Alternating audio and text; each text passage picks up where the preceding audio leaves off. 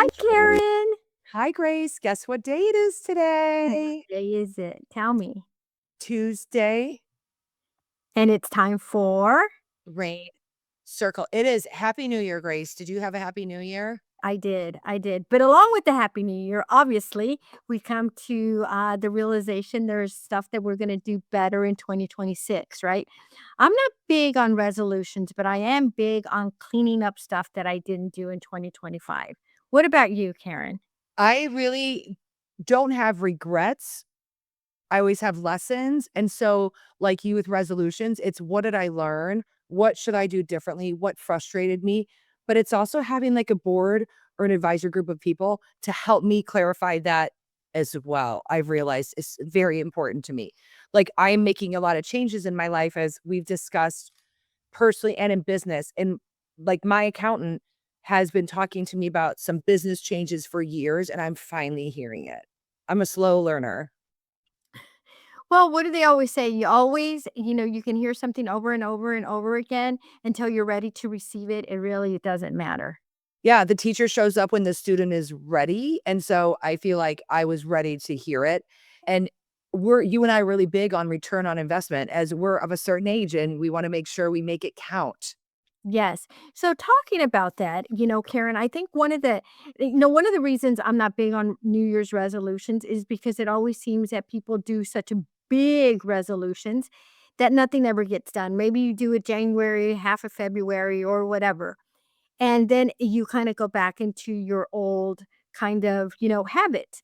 So I think that it's always important for me to, like you, to look at the past year and kind of figure out what I can do better and how I can improve without saying, "Oh, I'm gonna make this resolution. I'm gonna lose 50 pounds. I'm gonna, do whatever, whatever." I think it's more manageable for a lot of us to kinda look back and kinda see the small changes that we need to make sure that our next year is better. And every year, just like you said, everything that has happened in the past needs to be a lesson. We didn't do anything wrong. We didn't, screw anything up. We're still standing. We're still alive. We're still making money. We just need to learn how to do it a little bit better the next year. And I think that that's how we progress in life. It is, it's also like allowing grace. It's progress over perfection. So, it's interesting because our goal is to not go in with momentum, it's to go in next year with intention. Correct. Intention. That's a great word. And that is really important to me of realizing how important and finite time is. And I think women, we are not good at setting boundaries. We've talked about that so much. We overserve, we overcommit, we don't put ourselves first. And that can really come at a cost. And what is the cost of not paying attention to what worked and what didn't work this year? Like Grace, if we can be vulnerable for a minute, you know what's funny is this thing keeps coming unsnapped. It's not good, everybody. So I'm glad that the camera doesn't go there. Is what is something that you spent money on that you wouldn't spend money on again in 2026? Oh, there's a lot of things. A couple of things have been, well, just dumb things, Karen. I mean, and I can say dumb things because, we're full of clarity and things. I've spent a lot of money on education, courses, things like that, that I don't even move forward. That's why I think that this group is so important because accountability, once you sign into a lot of these courses, no one ever checks on you. No one ever says, "Hey, by the way, Grace, did you do this? Did you finish that? Can I help you? Do you need clarity?" None of that. And I think that's what makes us and the Rain Circle a little bit different because I mean, we have accountability, right? We With each other. with each other. We want to make sure and with the people that are joining and have joined us, right? We want someone to walk alongside us, just like you and I walk together. And I think that's one of the things I have realized in 2025. I really spent several $1,000s on stuff that I'm not using and probably won't use. But I mean, that's my fault. That's just the way Me I am. too. Mine is Instagram classes and trainings and learn Right. AI and learn this. And Yep. it's so easy with that click. And I'm like, I never opened it. I know. So that's one challenge. I want all of us to go back through our 2025. I want you to look at your bank statements with eyes wide open and see what you spent money on and just think, what I didn't need that, or I didn't use it, or yes, that $47 that I did on this Instagram class or this AI class, did I ever even go through it? And a lot of times I get, very excited at nighttime because I stay up so late. I know. That's why I spend a lot of money. I don't think Me I've too. ever bought something at 9 a.m.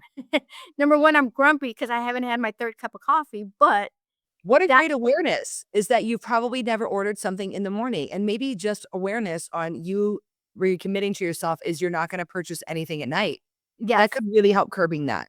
But also, women, we undercharge yeah, constantly our value. I mean, we know categorically that women are at 70 cents on the dollar, right? Like, we know that's how it happens. But it's understanding the income versus profit and your return on investment. Everything you invest in, whether it's your time or it's money, should get a 400% return. So an example is if I spend $1,000 on a lead source, I should earn at least $4,000 back from that lead source. yes, yes.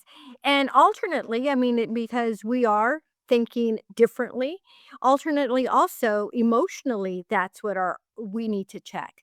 Did spending 3 weeks with Wolfie and Arya increase my ROI as far as income? No, it did not, but it increased the return on investment on my emotional status and how I'm going into 2026 thinking this is not only for me, this is for our legacy, which women our age, that's what we think about, right? We don't have the little ones running around anymore. What we think of is the other stuff that we can do. So the return on investment for me was a new clarity that yes, this is what I have to be doing. Yeah, I agree. And but also you knew you were going on that trip for months. You could plan ahead of it. I have an agent that goes on vacation for 4 to 6 weeks every year, right? Over the holidays or over Christmas, and she's our top agent. Like, it is very possible, but that's also takes intricate planning. But let's go back to the basics is Yeah. how much did you pay for services? How much did you pay? Is your accountant working at the highest level for you? Do you have a financial planner? Who do you need to hire this year that you could leverage off because it's not worth your time? Like a realtor should make almost $300 to $500 an hour if you really break it down and do it right. Is who are you paying less than that of work that like you should if it's not you then who? Like are you mowing your lawn? Are you doing this? Is could the time be better spent? But the problem with me is that I will almost do anything other than what I should be doing because I'm not being intentional. Yes. Oh, 100% correct. I think that is a great way to look at our lives, right? Do I really wanna spend 3.5 hours on a Saturday cleaning my house? No, when I can outsource that, right? And I look at it, that took me probably 5 years ago, I began to realize that you're right, that the money that I outsource, what am I doing with it? And instead of scrubbing the baseboards or whatever it is, I mean, I don't have time for that, and I don't wanna do it. That's really money well spent for me. Absolutely. I have friends that they stay home and they still have cleaning people because their partners say, I want them at home with me to do things, not to even clean. And they don't Yeah. earn an income, like that's important. So looking at this, I had 4 subscriptions to, like, credit monitoring companies when every credit card and every bank will do it for free, right? It's really digging in at your monthly expenses and how much are you separating out your business expenses from what your personal expenses are?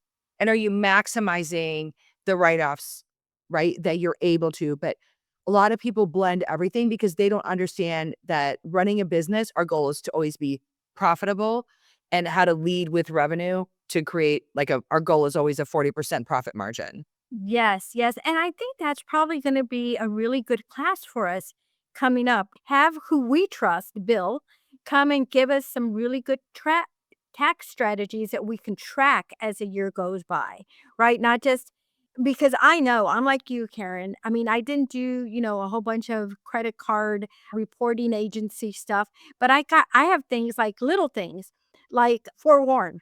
Before Forewarn came on our MLS, I paid for it separately. It's only 20 bucks a month. So I never even looked. It's 20 bucks a month. Now it's offered free through our MLS, but guess who has the 20 bucks a month still coming out of her account? It's like my Canva account. Yeah, yes, little things like that, I think make a big impact on where we're going. And whether or not you think that, the $20 ROI, whatever, Grace, that's very minor. But I think it gets our mind working into what do I need to cut out? It What starts with mindset. Is it in alignment with what I say I want? And am I doing what I say I want? Is it moving the needle forward? So by me going to this class or me going to the conference, is it me being a pleaser or performer? Or is it really serving me? Because it can feel very selfish to take an audit of your income, your time, your expenses, and your Yes, business. yes, and I especially think for us, I think it's really difficult to take an audit of our time, right? Because we are givers, we do say yes to a lot that we shouldn't, and I think that's a big thing moving forward, and we're not selfish, I mean, we're very kind, but remember we learned we need to be kind to ourselves first, so I think that the audit of our time is very important. So maybe we can break it down and people really think about the next week and how they're spending their time, right? Just enter in your notes how you're spending it. And then you can go back and audit and reflect and go, I will sit on Instagram and doom scroll or TikTok. We all know do you know I was a TikTok beta tester? I did not, Karen. I think it's because I'm my age and my name is Karen, but I will doom scroll for hours. Is that healthy? Is that good? Is that a return on my investment? Is that worth my time? Like we all do it. And so what could we cut out? Giving ourselves some grace. Small changes can add up to a big impact over time. Oh, 100%. Like I said, as insignificant as that $20 of forewarn is costing me, it really is an indication of what I can cut out and how it opened up my eyes when I started doing that for this class, actually thinking, okay, what do I need to cut out? What I need to look at? And I kept thinking, I'm pretty clean. I don't ever subscribe to this or that or the other. But no, I mean, there's got to be more stuff in there. Yeah. So I think it starts small, right? We're not going to overwhelm and say, my big resolution is to come down to zero net spending the whole year. We just need to cut it down and we need to take it by chunks. Maybe not all at once, but I think if we do this, I think a monthly financial reset is important. Well, we do it in business. I do it in all my businesses, right? We do a month end close. I get a monthly P&L, right? Income statement, balance And sheet. we're businesses. And I'm not doing it in my real estate business. Poor Bill. Yeah, yeah, and we're business ladies, we own businesses. So, Karen's absolutely right, if you worked for another corporation or, some other big conglomerate, you would need to know where your profit and margin was every single month. We don't do it, we don't do it. So, we need to start looking at ourselves as business owners. You are the CEO. We are the CEO.